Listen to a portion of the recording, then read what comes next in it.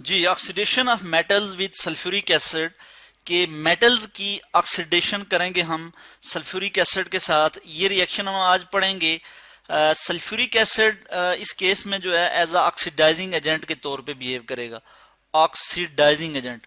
अच्छा, oxidising agent क्या होता है कि जो खुद जो है वो इलेक्ट्रॉन जो है ले, जो इलेक्ट्रॉन गेन करे किसी भी स्पीशी, केमिकल स्पीशी से या कंपाउंड या सब्सटेंस से इलेक्ट्रॉन लेता है और खुद जो है वो रिड्यूस हो जाता है और दूसरी केमिकल स्पीशी या सब्सटेंस को ऑक्सीडाइज कर देता है। तो यहाँ पे H2SO4 ये मॉलिक्यूलर फार्मूला है सल्फ्यूरिक एसिड का, H2SO4 सल्फ्यूरिक एसिड।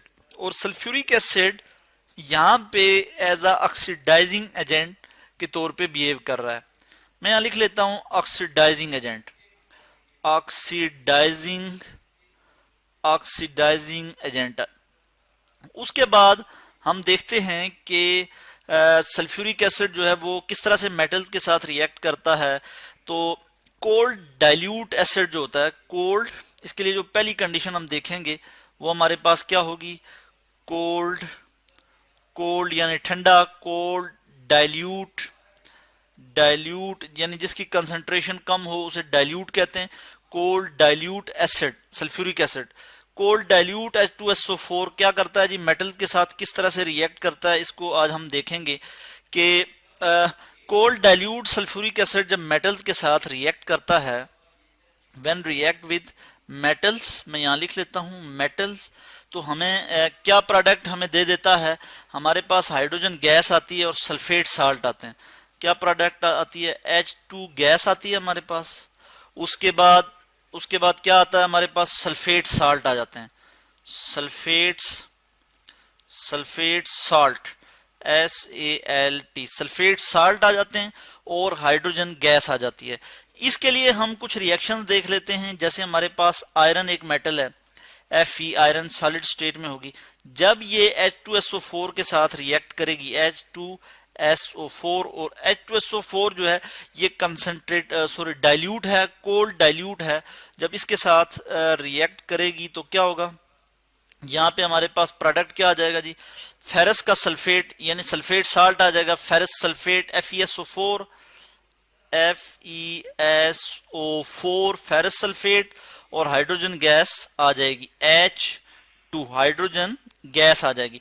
इसी तरह से जिंक के साथ भी सेम रिएक्शन होगा। यहाँ पे मैं लिख लेता हूँ जिंक सॉलिड स्टेट में होगी, और यहाँ पे भी हम किसके साथ रिएक्ट करवाएंगे इसको जी, मैं इसी को जो है यहाँ से कॉपी कर लेता हूँ कि जिंक के साथ रिएक्ट जब sulphuric acid, dilute sulphuric acid react करेगा तो हमारे पास क्या प्रोडक्ट आ जाएगी, उसी तरह जिंक सल्फेट SO4, और हाइड्रोजन गैस जो है यहाँ पे निकल जाएगी, H2 गैस, हाइड्रोजन गैस यहाँ से निकल जाएगी। अब जिंक और आयरन जो है यहाँ पे जीरो ऑक्सीडेशन स्टेट में, दोनों की ऑक्सीडेशन स्टेट क्या है, जीरो है। जब ये सल्फ्यूरिक एसिड के साथ रिएक्ट करेंगे तो ये इलेक्ट्रॉन लूज करेंगे। क्यों कि सल्फ्यूरिक एसिड ऑक्सीडाइजिंग एजेंट है। सल्फ्यूरिक एसिड इनसे इलेक्ट्रॉन ले लेगा और लेके जो है खुद रिड्यूस हो जाएगा और इनको जो है वो ऑक्सीडाइज कर देगा। यहाँ पे आयरन जीरो ऑक्सीडेशन स्टेट से +2 ऑक्सीडेशन स्टेट पे आ रहा है और इधर जिंक जो है वो +2 ऑक्सीडेशन स्टेट में आ रहा है। इट मीन के इनकी क्या हुई, ऑक्सीडेशन हुई। जब सल्फ्यूरिक एसिड मेटल के साथ रिएक्ट करता है तो वो इनकी क्या कर देता है, ऑक्सीडेशन कर देता है। इसी तरह से हम देखते हैं मैग्नीशियम के साथ भी सेम रिएक्शन होगा। मैग्नीशियम मेटल है, सॉलिड स्टेट में होगी, और हमारे पास जो है वो सल्फ्यूरिक एसिड से जब रिएक्ट करेगी, मैं इसी तरह से नीचे यहाँ लिख लेता हूँ कि सल्फ्यूरिक एसिड और प्रोडक्ट क्या आ जाएगा, मैग्नीशियम सल्फेट MgSO4, और प्लस जो है हाइड्रोजन गैस जो है वो यहाँ से निकल जाएगी।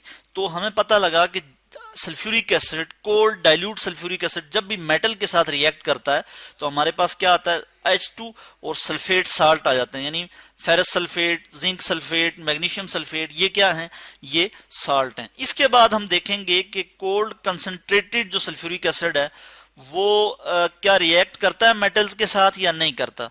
तो कोल्ड जो मैं इसको नीचे लिख लेता हूं, कोल्ड, कोल्ड कंसंट्रेटेड, कंसंट्रेटेड के लिए मैं ऐसे लिखूंगा, और H2SO4, H2SO4 CONC मैंने लिखा शॉर्ट में कंसंट्रेटेड के लिए।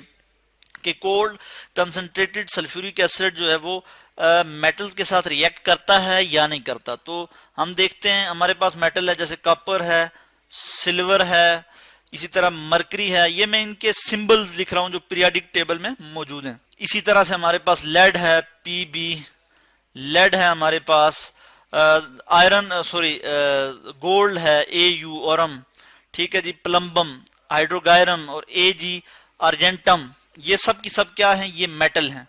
तो इन मेटल्स के साथ आया cold concentrated sulphuric acid react करता है या नहीं करता।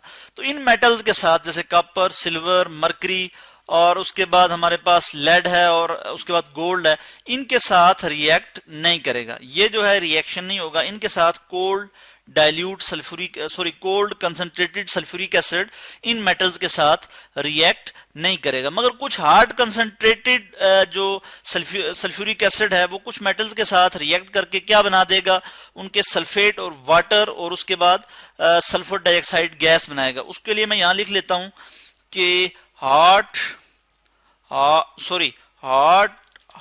कंसंट्रेटेड सल्फ्यूरिक एसिड H2SO4 ये जब रिएक्ट करेगा मेटल्स के साथ तो हमारे पास क्या आ जाएगा। फर्ज किया इनमें से मैं यहीं से मेटल ले लेता हूं, हमारे पास मरकरी है, कॉपर है और सिल्वर है, इनको मैं यहीं से कॉपी कर लेता हूं।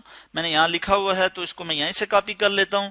इनके साथ जब ये रिएक्ट करेगा इन मेटल्स के साथ तो हमारे पास क्या प्रोडक्ट आ जाएगी जी। इसके बाद मैं एक जनरल सा ये रिएक्शन लिख लेता हूं कि इनके साथ जब रिएक्ट करेगा तो हमारे पास क्या आ जाएगा, मेटल सल्फेट। मैं इसको इस तरह से लिख लेता हूं, मेटल सल्फेट्स। उसके बाद हमारे पास आएगा वाटर, H2O वाटर, इसका मॉलिक्यूलर फार्मूला लिख लेता हूं, और सल्फर डाइऑक्साइड गैस आ जाएगी, प्लस जो है हमारे पास SO2 सल्फर डाइऑक्साइड गैस आ जाएगी। तो ये क्या पता लगा हमें कि हार्ड कंसंट्रेटेड सल्फ्यूरिक एसिड जब भी कॉपर, सिल्वर या मरकरी के साथ रिएक्ट करेगा तो हमारे पास मेटल सल्फेट्स, वाटर और उसके बाद सल्फर डाइऑक्साइड गैस आ जाएगी। अब हम इनके रिएक्शन देख लेते हैं। जैसे हमारे पास कॉपर है, Cu कॉपर, और ये एक्वस स्टेट में होगा, और इसके साथ जब sulphuric acid H2SO4 sulphuric acid जब इसके साथ रिएक्ट करेगा और सल्फ्यूरिक एसिड भी जो है वो एक्वस स्टेट में होगा तो हमारे पास क्या प्रोडक्ट आ जाएगा जी, कॉपर सल्फेट यानी मेटल का sulphate, CuSO4 copper sulphate, copper zero oxidation state से पॉजिटिव 2 ऑक्सीडेशन स्टेट पे आ जाएगा, यानी कॉपर की ऑक्सीडेशन होगी। Sulphuric acid as oxidising agent के तौर पे बिहेव कर रहा है। उसके बाद हमारे पास क्या आ जाएगा, वाटर आ जाएगा, H2O, और उसके बाद जो है हमारे पास सल्फर डाइऑक्साइड गैस आ जाएगी, SO2 सल्फर डाइऑक्साइड गैस आ जाएगी, वाटर लिक्विड स्टेट में आ जाएगा, और कॉपर सल्फेट जो है ये एक्वस स्टेट में आ जाएगा। अब हम इसको थोड़ा सेपरेट कर लेते हैं। ये जो हमने लिखा है इसको हम थोड़ा इस तरह से सेपरेट लाइन लगा लेते हैं कि ये जो है ये जो है ये सेपरेट है इससे।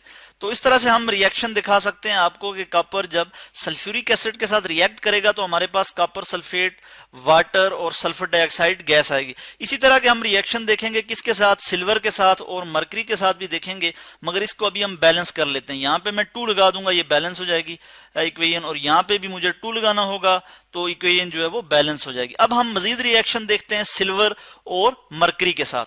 तो आप देख सकते हैं कि सल्फ्यूरिक एसिड जब सिल्वर के साथ रिएक्ट करेगा तो हमारे पास क्या प्रोडक्ट आ जाएगी, सेम प्रोडक्ट आएगी कि हमारे पास आ जाएगा जी मेटल सल्फेट, और उसके साथ ही हमारे पास जो है वो वाटर आ जाएगा, और उसके बाद सल्फर डाइऑक्साइड गैस जो है वो यहां से रिलीज होगी। तो ये मैं यहां पे दिखा देता हूं आपको कि हमारे पास क्या आ गया, सिल्वर, मेटल सल्फेट यानी सिल्वर सल्फेट, वाटर और उसके बाद सल्फर डाइऑक्साइड जो है गैस आ जाती है। यहाँ पे मैं इसको यहाँ पे लिख लेता हूँ।